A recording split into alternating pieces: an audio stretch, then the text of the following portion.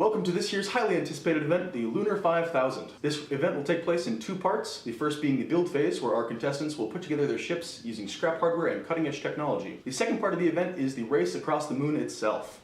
Now let's take a look at our contestants and see how everyone's doing. Looks like our racers are rearing to go, ready to take on the competition. Who will take home the gold? We are MindBent Ideas, and this is our flagship board game, Lunar 5000. We're a board game studio based out of Minneapolis, Minnesota, and we're very excited to launch into the gaming world. Looks like our pilots are revving their engines, and they're off!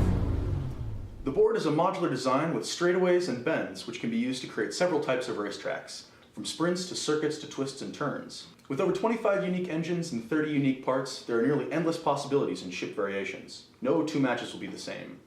The game can be played with 2 players head-to-head or with 6 players for full-on madness. Let's check back in with our racers.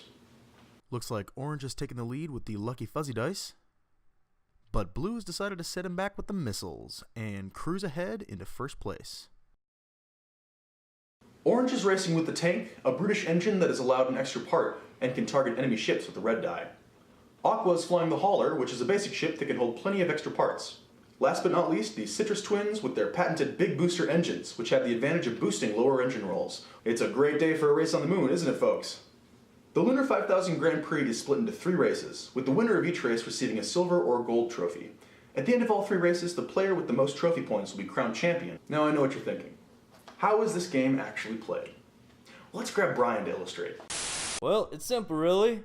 The goal is to build the best ship and take down the competition by synergizing your chosen engine with a variety of parts. A player's turn involves rolling 2 dice, one which determines the engine's speed, and one which chooses a random pilot color and adds a bonus move to the lucky pilot. Every aspect of the game is manipulated by tailoring your combos just right.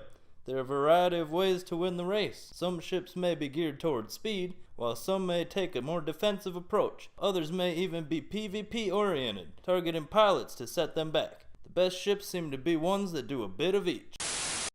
Thanks, Brian. Now let's check back in with those racers. The Citrus Twins are launching into first with their big booster engines, and it looks like the pilot dice called green. That means they get to move an extra 5 spaces. Well, that was crazy. Now a word from our sponsors. Us! Since 2016, we've been working on publishing our first few games. And along the way, we've built up a network of local creators, publishers, and manufacturers. We've been familiarizing ourselves with the ins and outs of printing and fabricating so that we can be fully prepared to launch our first board game. We have big plans for the future, and we would love for you to join us along this journey. You can check us out on Facebook, Instagram, Twitter, Patreon, and Steemit to support us along the way. We know that finishing this project will take determination and fortitude, and we plan to tackle all the challenges head-on so that we can ensure that Lunar 5000 is a success. In order to create the game, we need to be able to produce it. We've been working with a number of printing companies to create the cards and boards, as well as some specialized groups to create the other components. We're also working with several local game shops in the Twin Cities area so that we can find a good home to stock the shelves of Lunar 5000.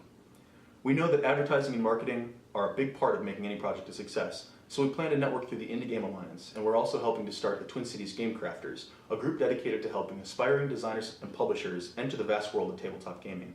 Now let's head back to that race. Aqua's Hauler makes use of the rewired dynamo to steal the engine roll and blast through the finish line. Thank you for your support, and we hope to become a part of your tabletop gaming family very soon.